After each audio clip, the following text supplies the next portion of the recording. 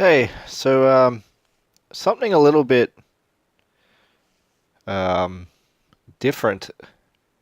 Uh, sorry, I've got a bit of a cold. I'm just going to be doing a build, just a hack and slash homemade build. So the Namco system 256 and 246, respectively, for the Namco I/O board uses a JST connector for a kick harness. And that's just down here. There's a 10 pin harness. The other four are for something else. I've got to relook at the diagram. But anyway, what I've done is I've just got back from up the street. I went to Jaycar and got some cabling. So these cables have these connectors, um, and they fit right into there. Um, So I actually could not find a connector for this lot um, with all the plastic together. So what I'm going to do is I'm going to cheat. Um, I've got a diagram, not this one. This is just a standard JAMO setup. Um, but I've got the pinouts for the kick harness, and what I've done is I've got some super glue just to stick them together because they've got really nice flat surfaces. Um, they'll stick together quite nicely. And then I'll go through and seal it all up with hot glue. Not on the ends because the clearance on this is fairly low. If I put too much hot glue on, it's not going to fit the connector. I'm going to have to fix those pins. They're a bit bent too. Excuse me. Uh, so what the plan is I'm going to super glue these together. I've got these laid out. So what we've got is we've got the black as the ground. The green is NC, which I think is not used anyway, but I can't have spaces free for no cables. It's just not going to fit. I mean, I guess I can leave them out, but it's going to be multiple connections and it's going to be an absolute pain. So I've got the cable to do it. I am using green for the not used, just because I've got so much of it. Um, but I'm going to be going off this diagram for the button colors anyway. I am just going with blue for the sixth button. So I'm just going to be leaving that out, but just winging it for this. It doesn't really matter if the kick harness, so I'll be labeling the ends of them anyway. So anyway, what I'm going to be doing is so it's your ground, NC, button 3 in the white, which is supposed to be grey, but I do not have a grey cable in this extension, so I'll be using a white instead. Button 5 is red, and I'll be using button 6 as blue. And C again, 4, 5, 6, and then ground again. So I'm going to glue these all together, and then I'm going to be doing some splicing and hot gluing and see if it fits, and hopefully it all works out, and I will be back and come back to this build. And there we go. So I'm not the best hot gluer in the world, but it's intentionally more on top just so it fits. So that's it. That will fit into here. Hopefully without too much trouble. It's hard to do it one-handed. Yeah, it fits. I have test fitted it. It doesn't go all the way in, and I don't really want to force it. But that's that so far. Hang on.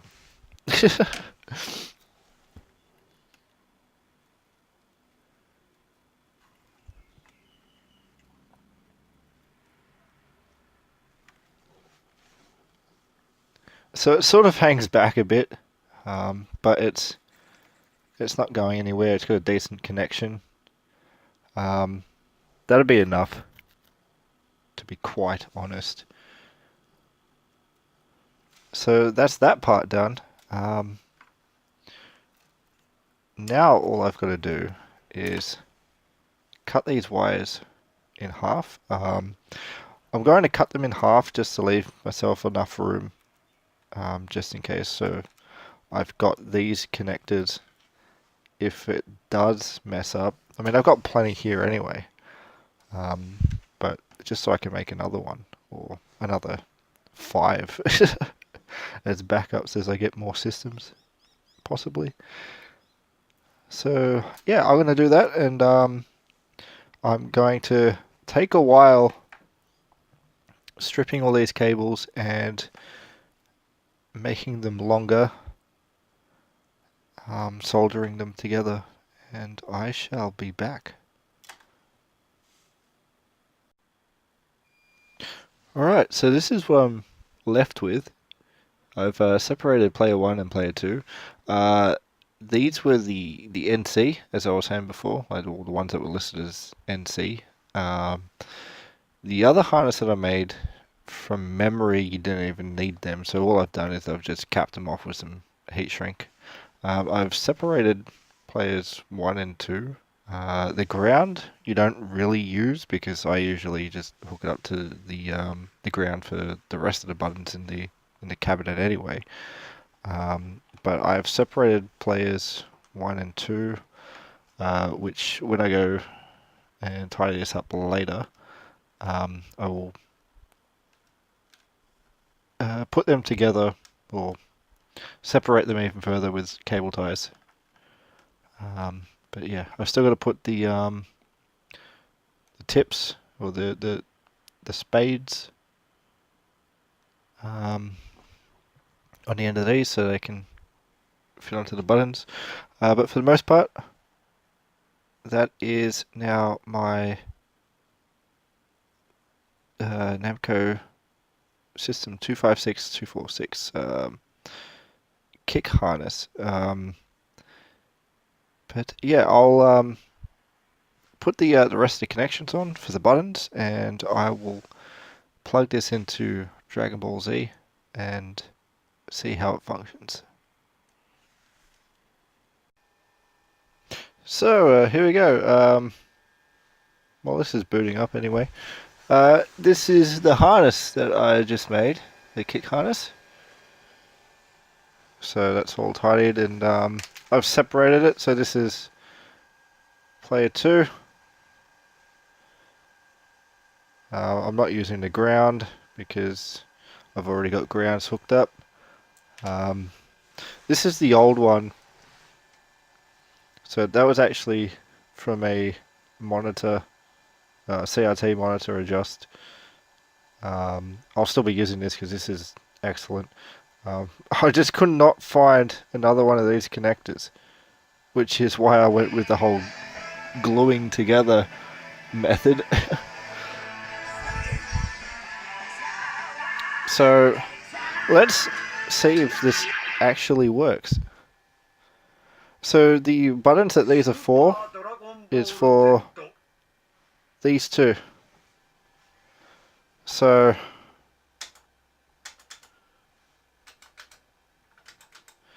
none of them work because I've got to hit start.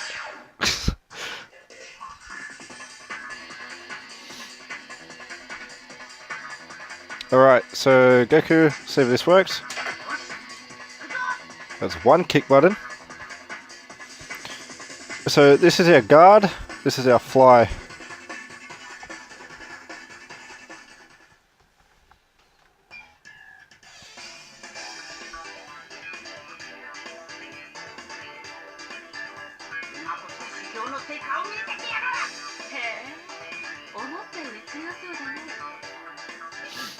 Alright.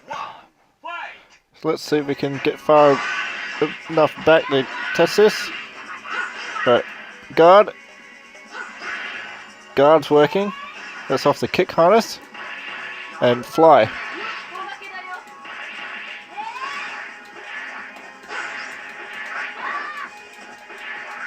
All good and working. So yeah, it's just a video of something different. It's an absolute mess in here. But yeah, I will be cleaning this up once I've done more work on fixing this. But yeah, so this is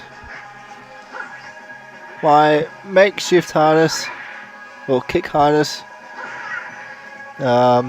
Instead of buying one, it does the job. All up, I think it was about $10. For the connector wires and the extension wires, I think it was all $10. I mean, obviously you'll need soldering iron, or like, you know, clippers, hot glue, all the other stuff. I'm not saying that you guys should go about this. I mean, I'll put a little one on there so I know which is the top side and whatnot. But just going to show that you can make your own stuff. You don't have to buy everything.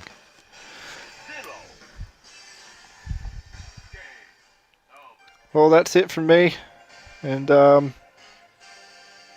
I hope it's helped someone, to be honest. I'll catch you guys later. Peace.